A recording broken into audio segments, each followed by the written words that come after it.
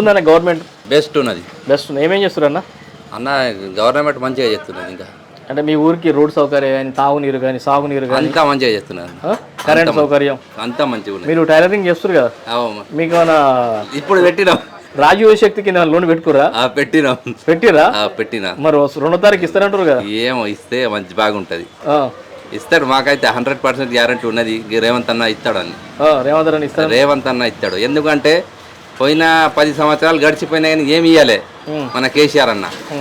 ఈ సార్ మన Revanth sir best 100% best.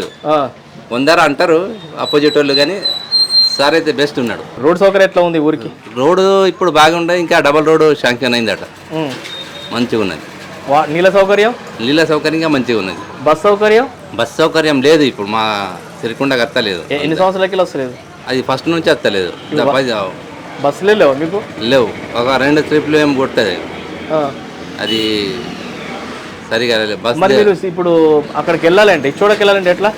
అది ఆటోలో వెళ్ళాలి, బస్సులో 2 ట్రిప్లు కొడతాడ. మనం అయితే ఓం కానీ పోయినా కానీ బైక్లో పోలేదని దొరికిపోతాయి ఎట్లా.